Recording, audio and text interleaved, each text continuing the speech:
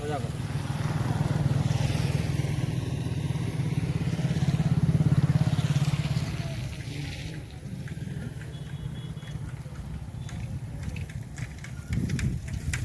তো আজকেরও চলার পথে আবার একটা সুন্দর জায়গা পেলাম, এই বসলাম জায়গাটায়।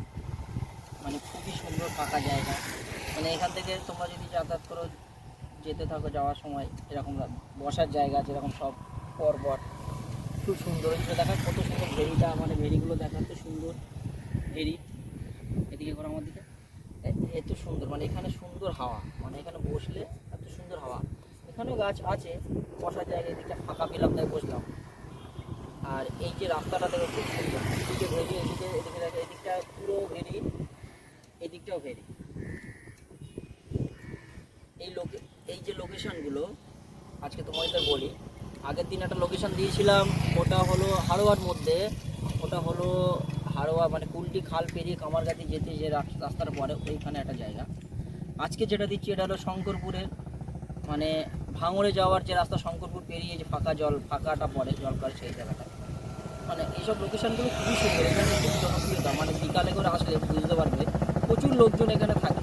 মানে খুবই সুন্দর একটা জায়গা, মানে ফাঁকা জায়গা, এখানে হাওয়া আছে।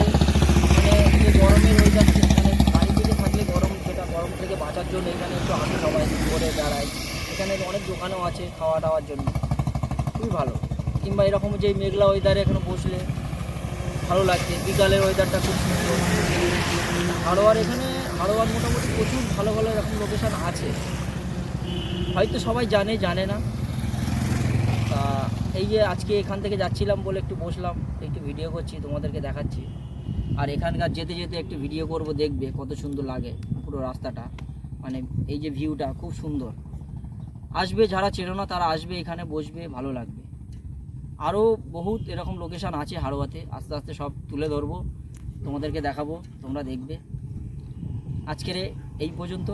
এরপরে এই রাস্তার যে ভিউটা তুলবো, মানে ওটা দেখো, ভালো লাগবে।